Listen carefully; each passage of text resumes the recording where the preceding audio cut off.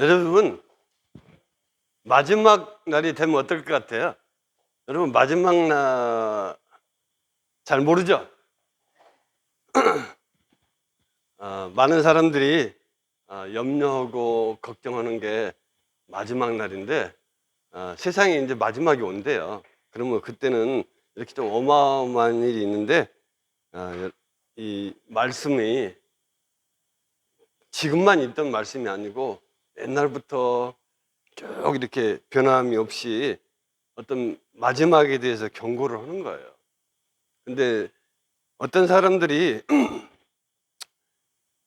제일 우리가 조금 이렇게 주의해서 볼 거는, 다시 온다는 예수는 언제 오는가, 또 하나님이 이야기했던 천지는 그 옛날부터 지금까지 변함이 없지 않는가, 이런 반문을 가지고 있어요.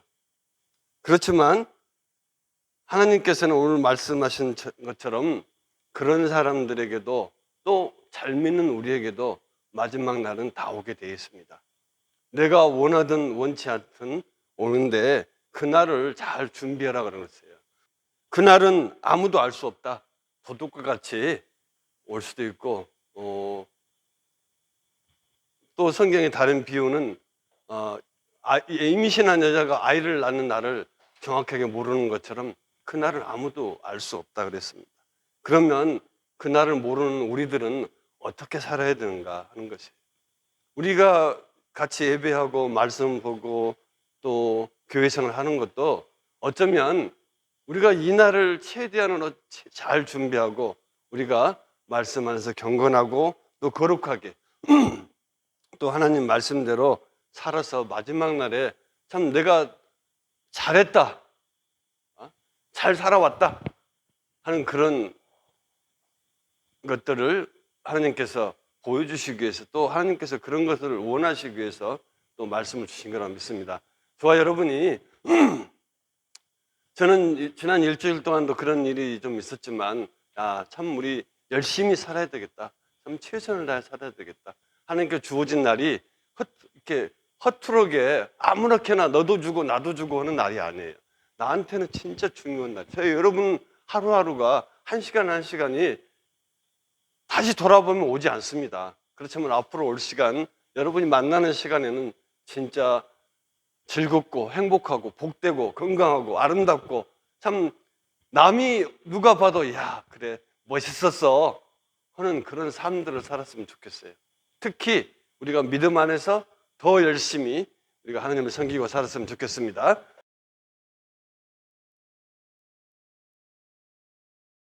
오늘 성경 말씀 같이 보십시다. 주보 옆면에 나와 있는 출애굽기 19장 1절에서 6절 말씀입니다. 우리 같이 한번 읽어볼까요? 이스라엘 자손이 애굽 땅을 떠난 지 3개월이 되던 날, 그들이 시내 광야에 이르느니, 그들이 르비딤을 떠나 시내 광야 그 광야에 장막을 치되, 모세가 하나님 앞에 올라가니 여호와께서 산에서 그를 불러 말씀하시되, 너는 이같이 야곱의 집에 말하고 이스라엘 자손들에게 말하라. 내가 애굽 사람에게 어떻게 행하였음과 내가 어떻게 독수리 날개로 너희를 업어 내게로 인도하였음을 너희가 보았느니라.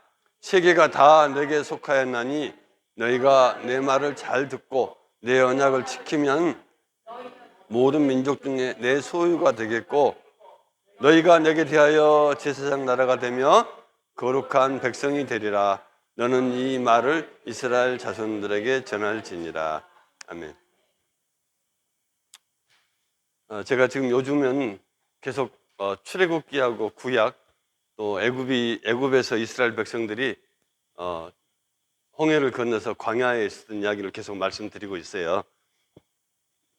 기억하십니까? 오늘 말씀은 이스라엘이 애굽을 나온 지 3개월 정도 됐을 때 이 시내 광야에 온 거예요. 여기에 도착한 거예요. 3개월 만에 여기 왔고, 이 앞주에 이야기했던 그 정탐꾼을 보냈던 이야기 아시죠? 잊어버렸어요? 네. 정탐꾼을 보냈던 거는 여기까지 이 가데스 바네아까지 갔는데 그때까지 2년 걸렸어요. 여기서부터 여기까지 와서 여기까지 가는데 2년 걸렸어요. 여기는 3개월이고. 근데 이 사람들이 가고자 하는 땅은 어디예요? 이 가나안 땅이에요. 여기서 여기까지는 천천히 가도 2주일이면 간답니다. 그런데 뺑 돌아가지고 몇 년 걸렸어요? 40년. 여기서 여기까지는 3개월, 여기서 여기까지는 2년, 여기서 여기까지는 38년 걸렸어요. 38년. 다시 설명해줘요. 여기서 홍해를 건너서 여기까지는 몇 개월? 3개월. 여기서 정탐꾼을 보냈던 때까지는 2년. 그래서 정탐꾼이 어떤다 그랬어요? 정탐꾼이 뭐라 그랬어요? 12명이 갔는데 2명은 가자, 10명은 가지 말자. 그래서 가지 말자가 우세가 돼가지고 몇 년 걸렸어요? 38년 동안 뺑뺑 돌다가 여기까지 갔어요. 어차피 하나님께서는 약속의 땅을 주시기로 약속을 하셨어요. 그래서 나중에 가게 되죠. 그리고 2절에 보면 이 사람들이 이 르비딤을 지나서 시내 광야까지 이제 와서 장막을 쳐요. 근데 이스라엘이 장막을 칠 때는 광야에서는 낮 때는 무슨 구름? 구름 기둥. 밤에는 무슨 기둥? 불기둥. 광야는 추우니까 밤에는 불기둥이 그들을 덮여주고 낮 때는 더우니까 구름 기둥으로 그들을 덮어줬어요. 그런데 이 구름이 움직이면은 이스라엘이 움직였어요.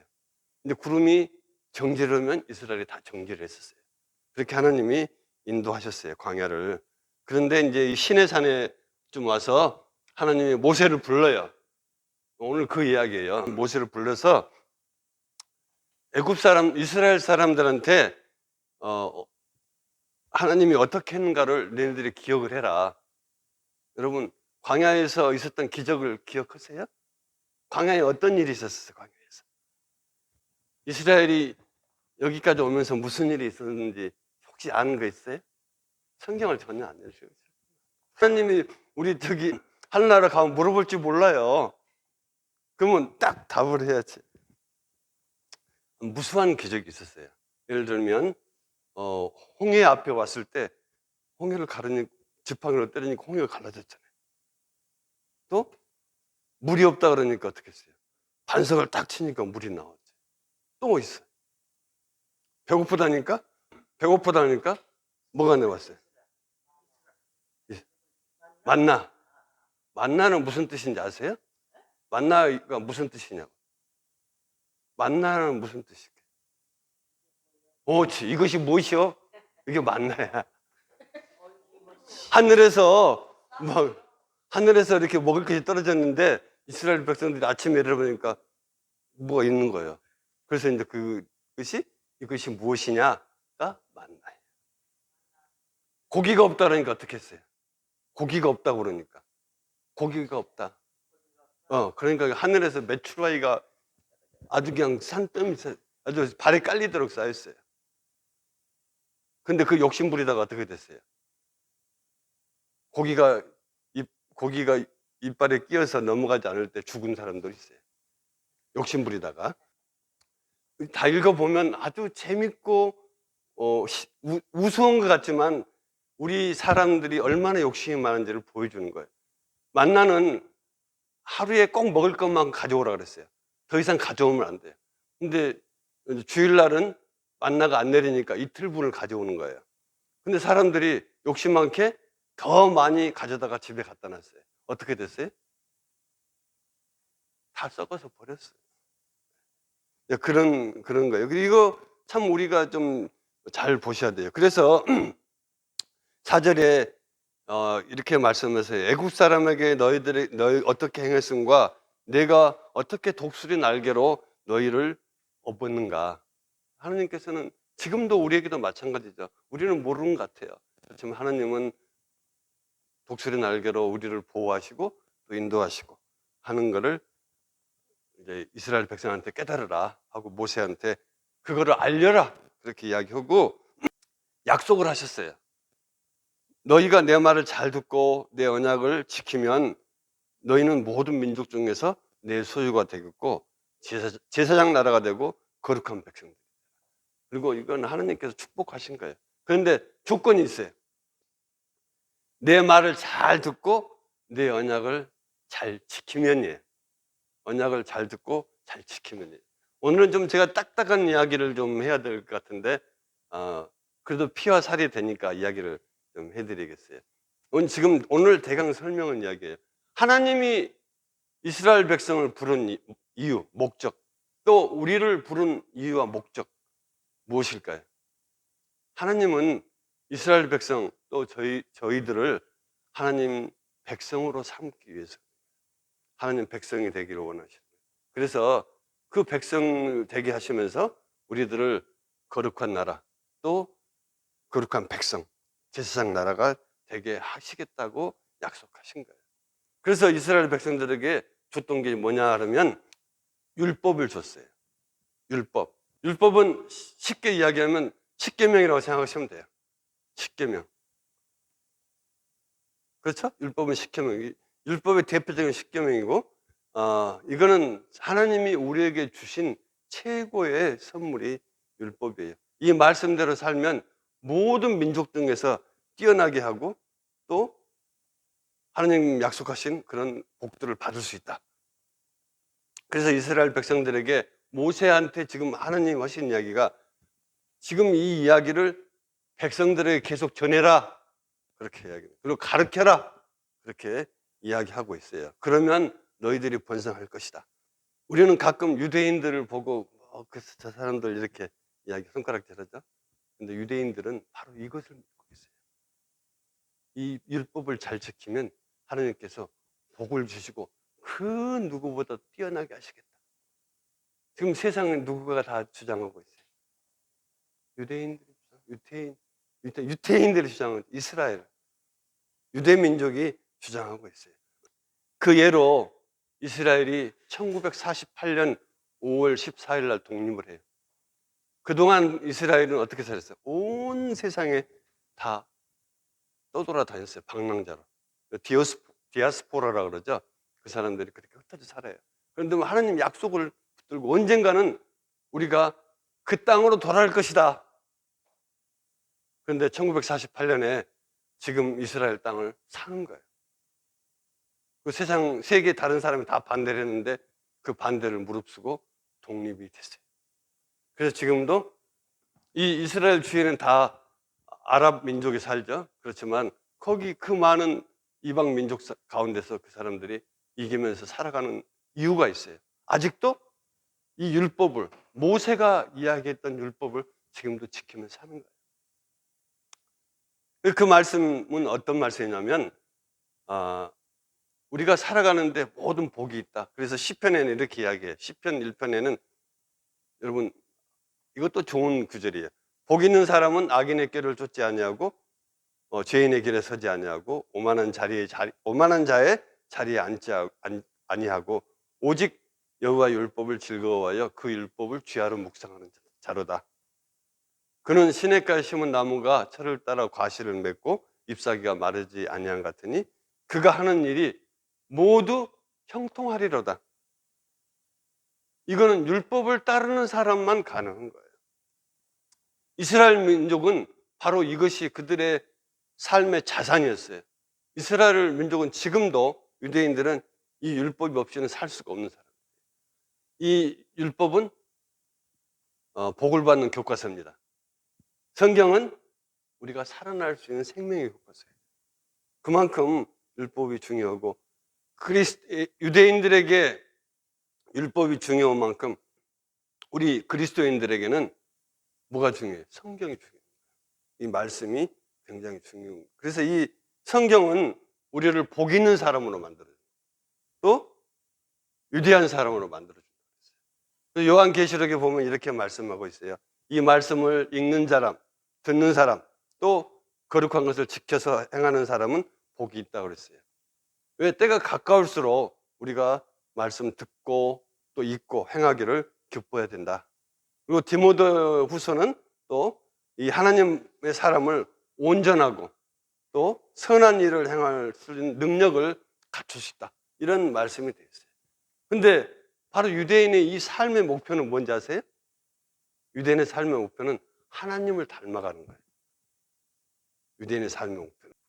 우리가 지금 성경 목록가에서도 창세기, 출애굽기, 레위기, 민수기, 신명기 이 5개는 모세 오경이라고 그래요. 그래서 그걸 토라라고 그래요.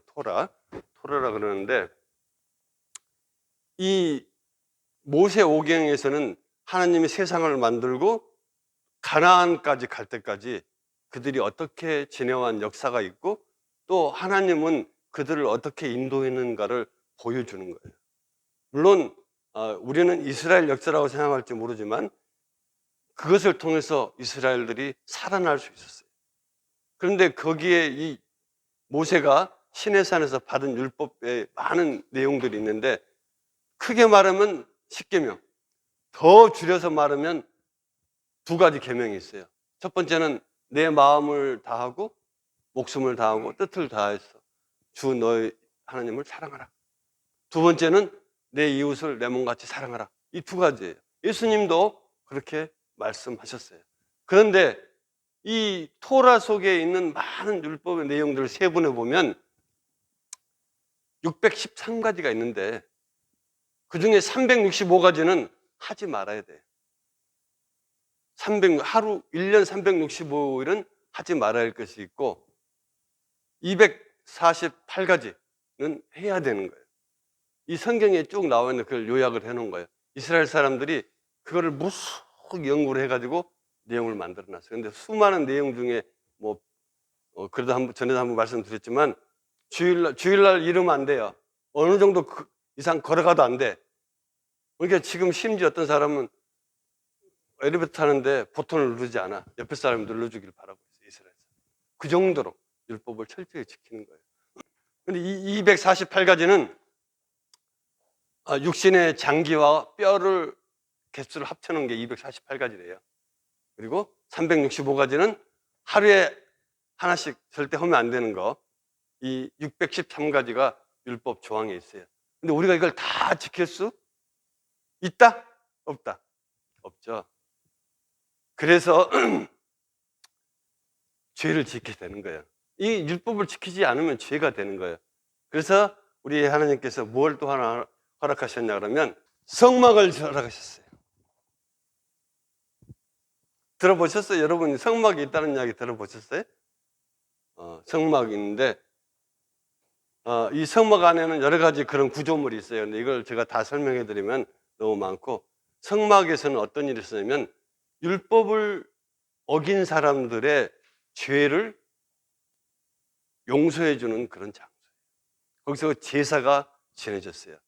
옛날 구약의 제사는 짐승을 데려와서 죽여가지고 피를 뿌리고 태워서 제사를 지냈어요.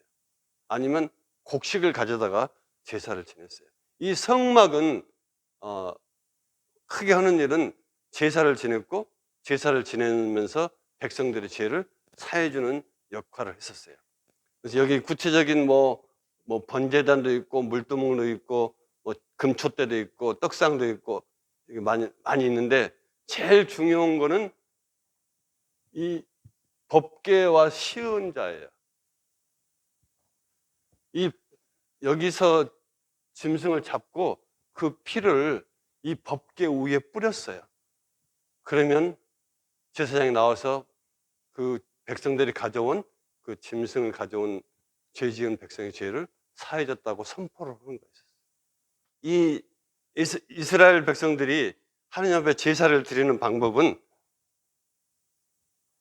5가지 제사 종류가 있었어요. 첫 번째는 번제인데 제물을 태워가지고 연기를 하늘에 올려 보내는 거였어요. 그리고 2번째는 소제, 곡식을 들여서 드리는 제사가 있었고, 3번째는 화목제가 있었어요. 하나님하고 우리 사람 사이에 평화를 위해서 제사를 지내는 것. 4번째는 속죄제는 내가 원치 않은 죄, 또 나의 어떤 알지 못하는 것으로 죄를 지었을 때 용서를 구할 때는 속죄제를 드렸어요. 그 다음에 속건제는 뭐냐면 성물이나 또 규례, 또 사람에게 죄를 지었을 때 속건제를 드렸어요. 이거는 어려워요. 여러분 다 이해하시는데 이런 제사가 있었고 제사의 종류가 있어요. 제사의 종류는 화제는 불로 태워서 드렸어요. 거제는 높이 들어서 드렸어요. 요제는 높이 들어서 흔들어서 드렸어요. 전제는 피라든지 포도주를 부어서 드렸어요. 어떻게 보면 우리 한국에도 이런 제사 하죠. 어렸을 때 보면 그렇게 하는 것 같아요. 아무튼 이 제사는 뭔가 이스라엘의 제사는 우리의 죄를 용서하기 받기 위해서 제사를 드렸어요. 우리 한국의 제사와는 조금 달라요.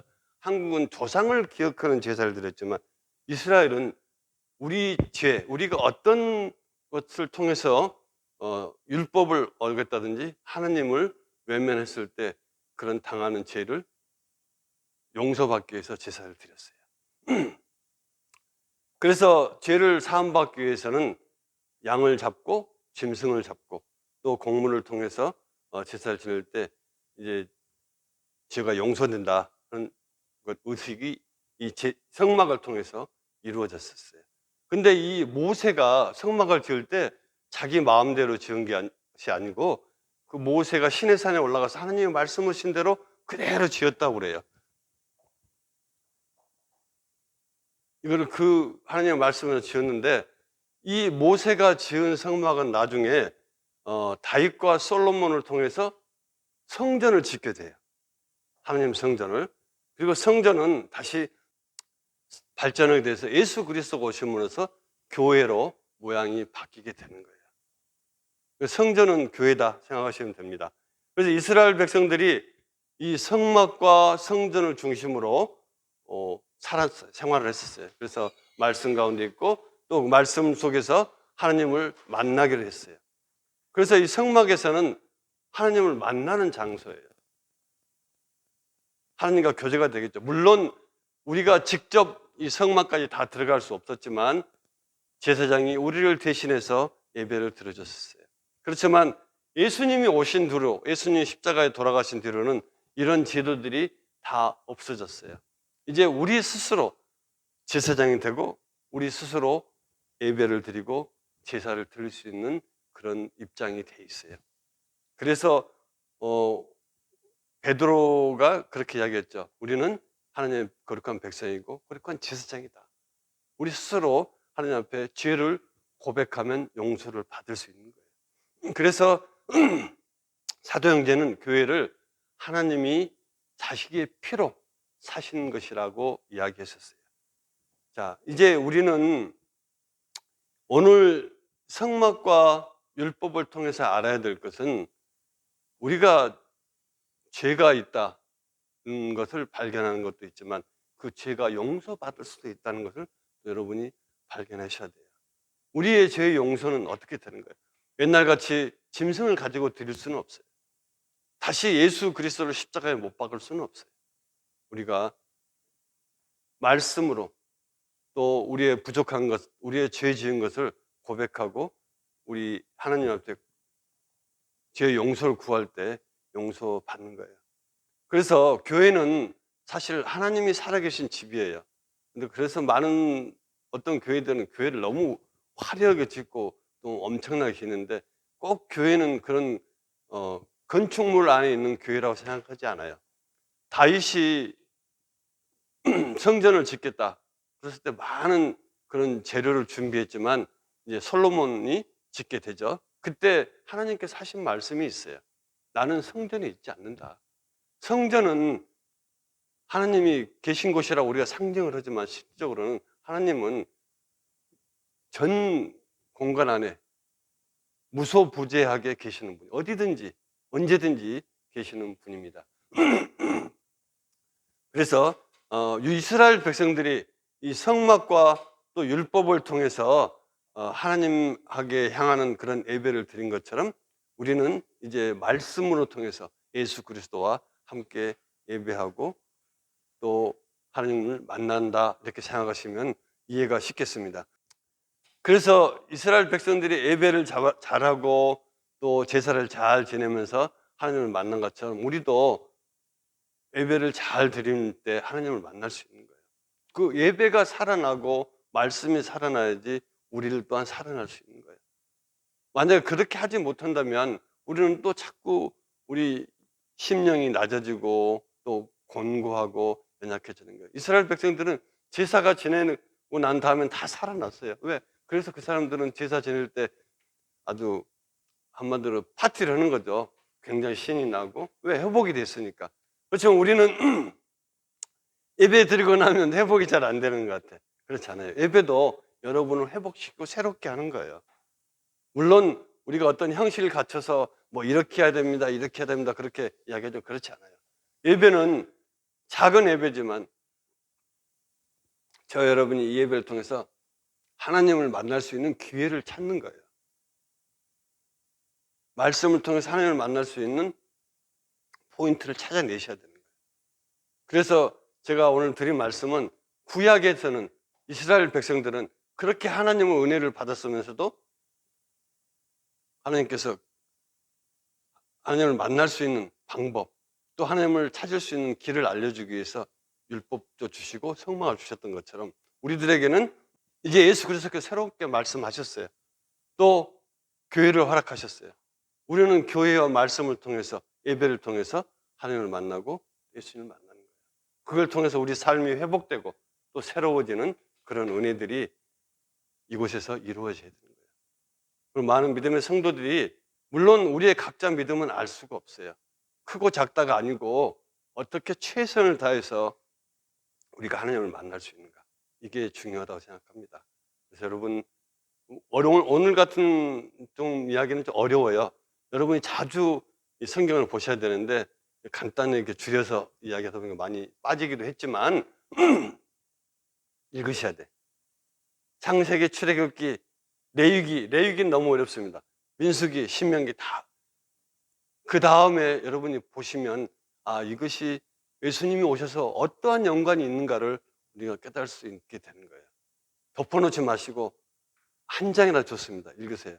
이제 곧 있으면 우리가 올해는 아마 요한계시록까지 신약이 끝날 것 같아요.